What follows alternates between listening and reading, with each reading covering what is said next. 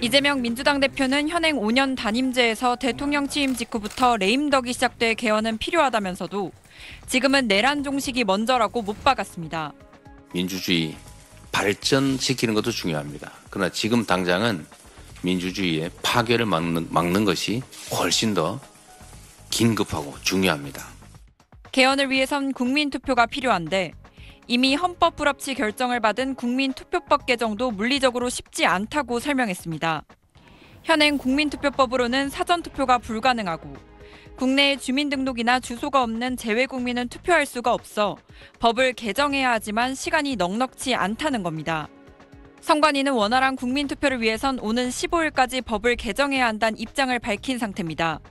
이 대표는 4년 연임제 또는 중임제 같은 사안은 논쟁의 여지가 커 국론 분열의 원인이 될 수도 있다며 대선 후 개헌을 제안했습니다.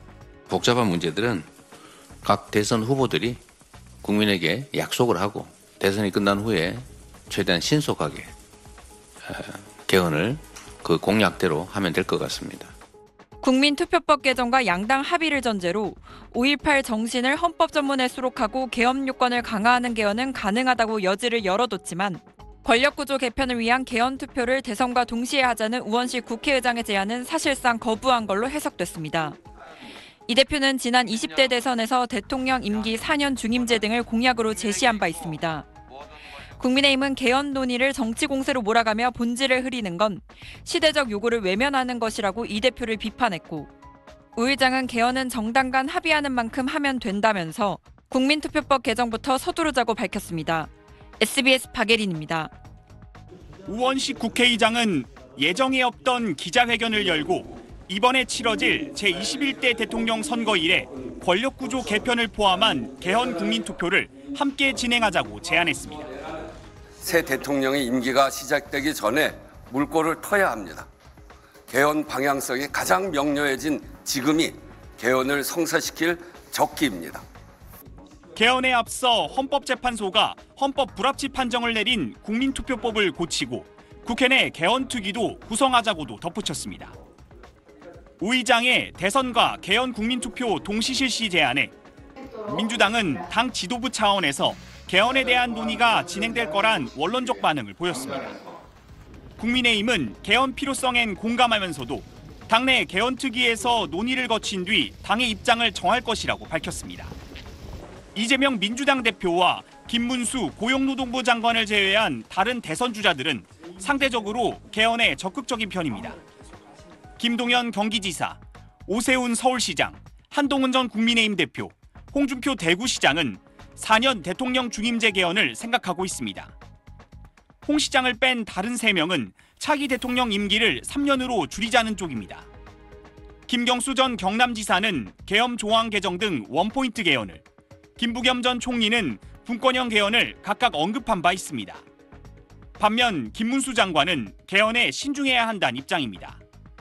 이재명 대표가 이끄는 민주당에서도 시선을 분산할 때가 아니라거나 헌법재판소 탄핵 결정의 뒷수습과 내란 세력 발본색원부터 하자와 같은 즉시 개헌에 회의적인 목소리도 큽니다. SBS 송규준입니다. 네, 내용은 박하정 기자와 더 짚어보도록 하겠습니다. 자, 앞에서 본 것처럼 이제 대선이랑 개헌을 동시에 하자는 우원식 의장의 제안을 오늘 이재명 대표가 사실상 거부했잖아요. 네. 그렇다면 그 제안은 좀 이제 불가능해졌다 이렇게 봐도 되는 건가요? 네, 쉽지는 않아 보이는데 시간이 촉박한 게 가장 큰 이유입니다. 네. 먼저 이제 개헌을 하려면 개헌의 내용을 만들어야겠죠. 어떻게 헌법을 고쳐야 하는지 그 내용부터 마련해야 할 겁니다. 여기에 시간이 걸릴 거고요. 헌법상 개헌안이 제안되면 20일 이상 공고가 이루어져야 합니다. 그리고 또 국민투표법상으로 국회 의결을 거쳐 국민투표에 붙이게 되는데 여기서 또 투표 18일 전까지는 투표안과 투표일이 공고가 돼야 합니다. 이걸 종합해보면 최소 38일이 필요하다는 계산이 나오죠. 잠정 대선일인 6월 3일에 같이 국민투표가 이루어지려면 4월 26일까지는 개헌안이 나와야 한다는 얘기가 됩니다. 또 변수가 하나 더 있습니다. 앞서 보신 국민투표법 개정 문제인데요. 개정을 거쳐서 실무적으로 적용을 하려면 50일 정도가 필요하다는 게 선관위의 의견인데 지금 대선일이 57일 정도 남았잖아요. 그래서 이번 주에 이 법 개정이 안 되면 개헌도 사실상 어렵다. 이런 얘기가 그래서 나옵니다. 뭐 방금 이제 절차를 본 것처럼 헌법을 고친다는 게 사실 뭐 이렇게 뭐 뚝딱뚝딱 금방 할 수 있는 건 아니긴 한데 그렇다고 또 완전히 불가능한 건 또 아니라면서요. 네, 1987년 6월 항쟁 이후에 한 달 만에 여야가 합의로 개헌에 합의한 적이 있기는 합니다. 당시 민정당, 민주당 이 여야가 각각 8명씩 해서 8인 회담을 꾸려가지고 이 논의를 진행을 했었는데요. 협상 시작 딱 한 달 만에 대통령 직선제 그리고 5년 단임제 내용을 포함한 합의안에 서명을 했습니다. 이번에도 국민투표법 개정에 속도를 내고 또 국민투표 공고기한 18일을 단축하는 내용을 포함을 한다면 아예 개헌이 불가능한 건 아니다 이런 얘기도 나오는데 다만 국민의 의견을 수렴할 시간은 필요할 겁니다. 또 개헌안이 국회를 통과하려면 재적의원 3분의 2 이상의 동의가 필요한데요. 국회 과반 의석을 차지하고 있는 민주당 대표가 개헌에 소극적인 입장을 보인 만큼 이 국회 통과, 개헌안의 국회 통과가 쉽지만은 않아 보입니다. 그런데 오늘 이제 이재명 대표의 발언을 보면은 뭐 어떤 거는 뭐 개헌을 하겠다, 또 안 하겠다 이렇게 나눠서 얘기한 부분이 있더라고요. 속내는 뭐라고 봐야 됩니까? 네, 윤석열 전 대통령 파면 이전부터 이 대표를 향해서 이 개헌에 관한 입장을 묻는 질문이 굉장히 꾸준히 제기가 되어 왔습니다. 여기에 대해서 이 대표는 정리하자면 오늘 권력구조 개편 같은 논쟁의 여지가 큰 부분에 대한 개헌은 대선 이후에 하자. 반면에 5.18 정신 헌법 전문 수록 같은 양당 간의 합의가 가능한 부분은 이전에 하자 이렇게 얘기를 했습니다. 권력구조 개편은 자칫 모든 논란의 블랙홀이 될 수 있을 정도로 대선판에 큰 흔들림을 줄 수 있기 때문에 유력 주자인 이 대표 입장에서는 선뜻 동의하기가 어려웠을 걸로도 보이고요.